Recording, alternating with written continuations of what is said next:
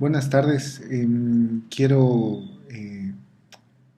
interactuar con ustedes acerca del tema de la iglesia primitiva. Y habiendo leído las respuestas en el foro y considerado también las lecturas, me planteaba algunas inquietudes de cómo la bibliografía ha- ha plasmado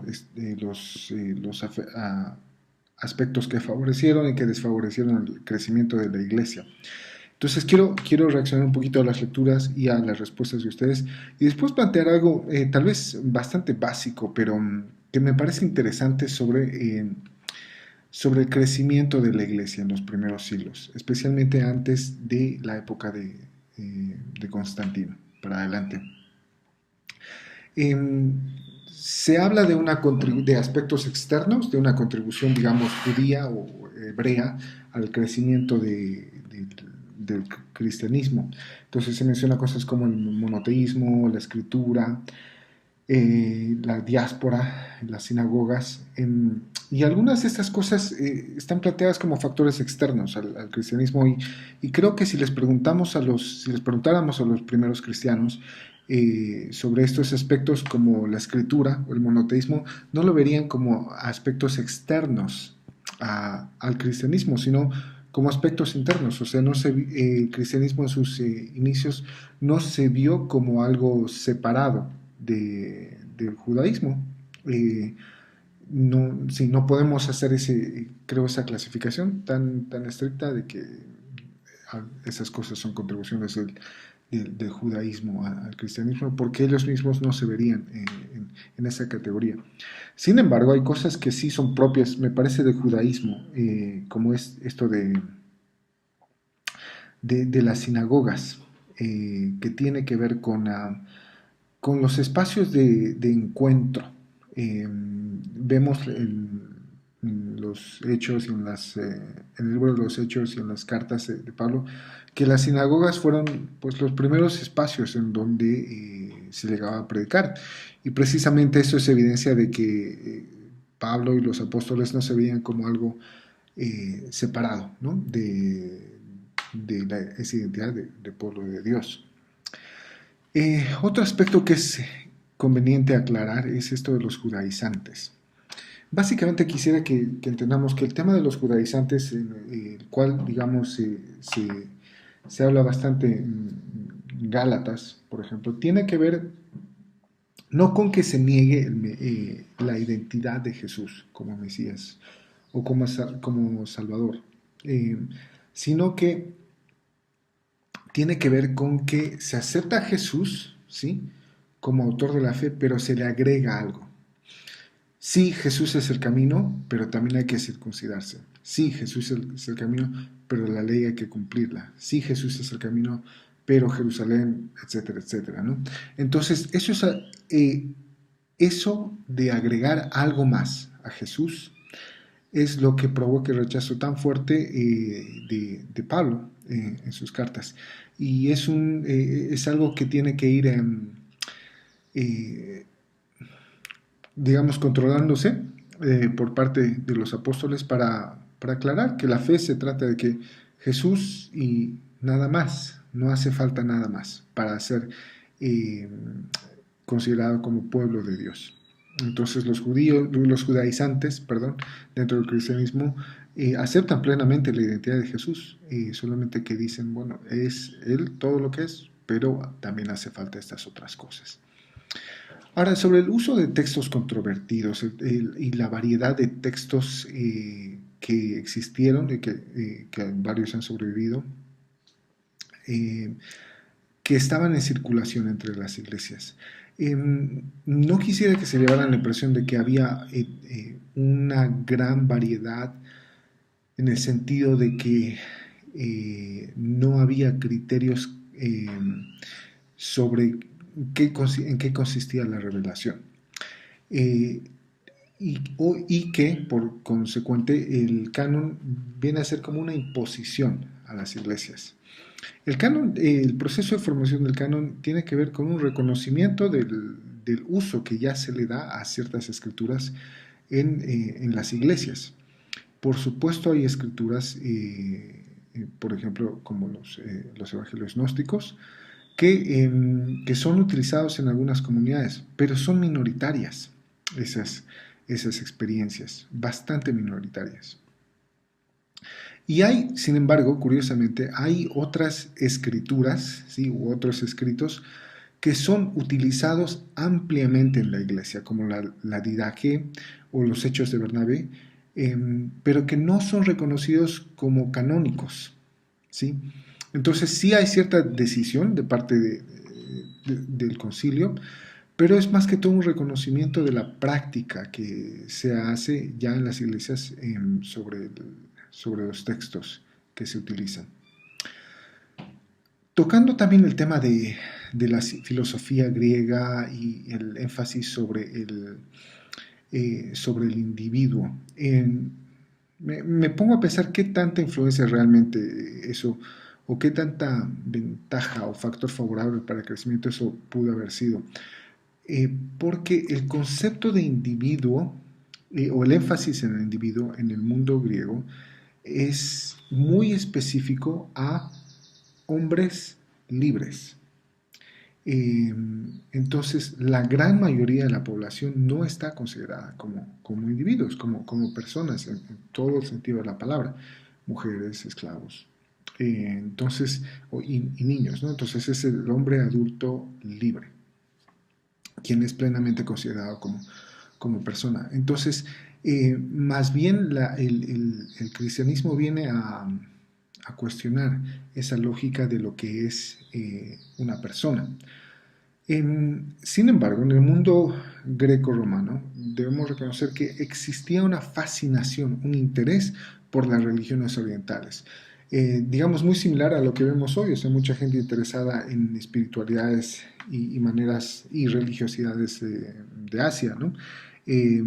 Lo mismo pasaba ya en esa época, se veían con interés algunas prácticas de las religiones orientales, porque tenían otra manera interesante de abordar la cosa.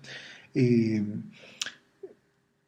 sí, especialmente bueno, digamos el caso más raro, el caso más exótico era la religiosidad egipcia, que siempre fue vista en el contexto grecorromano como lo exótico, ¿no? Lo interesante.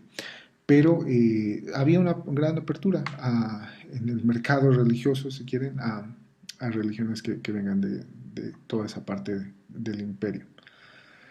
En- Creo que el principal desafío ya presente en en el inicio de la iglesia, pero que especialmente en nuestra época ha retomado mucha fuerza, es el del gnosticismo. Ustedes lo han calificado, lo han entendido muy bien, como una corriente en la que se considera todo lo material como impuro, y lo verdaderamente puro, valga la redundancia, lo verdaderamente verdadero, es lo espiritual. Entonces, eh, si tú tienes esa cosmovisión, vas a ver los evangelios, vas a ver la Biblia con esos lentes. Entonces, vas a utilizar cosas como que Dios es espíritu en un sentido gnóstico y decir, bueno, entonces la carne es mala. La carne de todas maneras se consume, ¿sí? Y lo que importa es lo de adentro, solamente lo espiritual. Eh, Esa manera de entender la fe cristiana es prevalente hoy en día. Por eso tenemos cristianos que se oponen a una comprensión integral del Evangelio, y piensan que la tarea misionera o la tarea del discípulo tiene que ver principalmente con el alma, ¿no? Con rescatar esa alma del infierno. Pero la Biblia no es gnóstica y los evangelios no son gnósticos. Es una tarea muy, muy interesante leer los evangelios gnósticos y compararlos con los evangelios canónicos. Y ustedes se van a dar cuenta cuánto énfasis hacen los evangelios, incluso Juan, que es el más como filosófico, si quieren, cuánto énfasis hacen en la corporeidad de Jesús, en el hecho de que está encarnado. Hace vino, lo toma, tiene hambre, tiene sed. Sí, los evangelistas se esfuerzan para mostrar ese lado tan humano de Jesús y creo que es importante que reflexionemos en cuánta falta nos hace recuperar el sentido pleno de la encarnación de Jesús. Porque eso va a impactar en cómo entendemos la iglesia, cómo debe ser encarnada la iglesia, cómo debe vivir dentro de la historia. Quiero cerrar estos comentarios haciéndoles notar mi participación en el foro. Puse 3 fotos. Y quiero que consideremos esto como un factor de crecimiento, estas fotos como un factor de crecimiento de la iglesia y también como un obstáculo para el crecimiento de la iglesia. Y me refiero a un crecimiento integral. La primera fotografía, la que es un cuadrado con varios puntos, es un mapa, un plano de un templo pagano. El templo pagano no es un lugar en donde la gente se congrega. Me explico, o sea, todos esos puntos que ven ahí son pilares. No es un lugar de nuevo para que la gente esté, es un lugar donde se hace sacrificio y ya. Entonces, el modelo, consideremos dónde adoraba, cómo se llevaba a cabo la liturgia. El segundo lugar, el segundo gráfico, como pueden ver, es de una casa. Y es de una casa que se descubrió en un lugar, en las ruinas de un lugar que se llama Dura Europos. Este pueblo estaba en la frontera en la frontera del Imperio Romano, en la frontera oriental. Entonces se descubrieron 2 edificaciones que estaban construidas contra la muralla. ¿Sí? Si se acuerdan, por ejemplo, en la historia de los espías de Jericó, la mujer Racab, no recuerdo el nombre, que los esconde a los espías de Jericó en el libro de Josué, vivía contra la muralla. Era una práctica, algunas casas se construían aprovechando el muro, ¿no? de la ciudad. Entonces encontraron una sinagoga y esta casa. Lo que pasó fue que para reforzar la muralla, las legiones romanas llenaron con arena las casas que estaban pegadas a la muralla. Entonces lo que sucedió fue que la arena preservó todo muy, muy detalladamente. Entonces hay imágenes del interior de una sinagoga, todo muy, muy bien decorado, muy lindo, pero también está preservado el interior de esta casa, que era un lugar de reunión de cristianos, mucho más sencillo. Y quisiera que vean el mapa. Ahí donde dice G, o el plano, perdón, de esta casa, ahí donde dice G, es el lugar donde se llevaba a cabo la reunión, donde se celebraba, digamos, lo que reconoceríamos como el culto. Pero hay espacios, por ejemplo el F, donde se reúnen los niños. Un patio en el medio y hay un pequeño bautisterio también. Les recomiendo buscar en Google o en Wikipedia Dura Europos. Pero durante la semana es una casa, es la vivienda de alguien. Entonces, un factor que creo que uno de los factores más importantes en el crecimiento de la iglesia primitiva es el uso de las viviendas de las personas. Por supuesto, esto no debería sorprendernos, pero es fascinante ver que el espacio litúrgico responde al modelo eclesiástico, y el modelo eclesiástico es de comunidad, de gente reuniéndose en un lugar en el que lo que importa es estar juntos, no tanto el simbolismo como en el caso del culto pagano, ¿sí? del sacrificio. ¿Sí? Por supuesto, hay un bautisterio, está como adaptada la casa, ¿sí? Para servir como un lugar de encuentros. Entonces hay un bautisterio porque están esperando a que la gente se bautice, pero hay un lugar para niños, hay un lugar para adultos, eh, pero sobre todo es la casa de alguien. Gente vive ahí durante toda la semana. Entonces, veamos, ¿no? Apreciemos la diferencia en el uso del espacio como un factor histórico en el crecimiento de la iglesia. Ahora quiero dirigir su atención a la última imagen. Eh, la última imagen es muy interesante. Recuerden que esta es una época de persecución a los cristianos.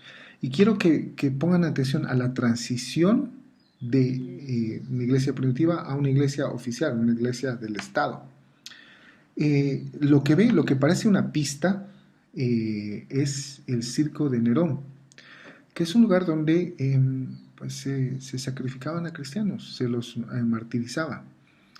Eh, Imagínense, después de ese periodo de martirio, eh, en un lugar como el circo de Nerón, sobre sus ruinas, ¿sí? O en lugar de eso, se construía una basílica cristiana. Imagínense qué grandioso, ¿no? Lo que antes era un lugar de martirio, ahora es un lugar de adoración. Pero quisiera que vean el mapa de la basílica. No es como el mapa de esa casa. La basílica es un modelo que no proviene del culto pagano, ¿sí? Digamos, la religión oficial del Imperio Romano era el paganismo, ¿sí? Greco-romano, si quieren. Pero no pueden adaptar el espacio de adoración, que es el primer gráfico, ¿se acuerdan? Con todos los pilares. No pueden usar ese espacio para el culto cristiano. Entonces lo que utilizan es un espacio que era conocido para funciones legislativas o judiciales, si quieren. La basílica es el lugar donde un magistrado se sienta a juzgar, donde hay una silla, una cátedra, si quieren, y de ahí viene catedral, en la que este magistrado decreta sus veredictos, y hay lugar para que la gente se siente y vea lo que el magistrado está haciendo, lo que este juez está haciendo. Una vez que la iglesia adopta o es adoptada por el imperio, adopta el uso del espacio, el uso cúltico, es adoptado dentro del uso civil, si quieren, de, del espacio.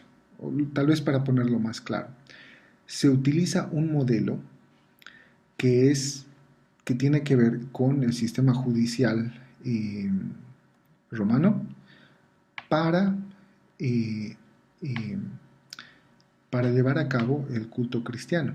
¿Sí? La basílica es eso, tiene una función en la que la gente ve a alguien dar cátedra, ¿sí? O legislar, o dar juicio. Y en eso se convierte el culto cristiano, en que la gente vaya, se siente y vea a alguien dar cátedra o emitir juicio sobre algo. Y ese modelo ha seguido con nosotros y es el modelo que persiste. No es un modelo ordenado por Dios, ¿me entienden? Es un modelo que es una contextualización. Bien o mal, es una contextualización a un mundo romano. Entonces, quiero ponerles esto como una ilustración de la importancia de conocer la historia, los símbolos de determinadas épocas y cómo van no solo marcando la historia, sino van marcando el carácter mismo de la iglesia. Muchas gracias por poner atención y espero que sigan disfrutando de la materia.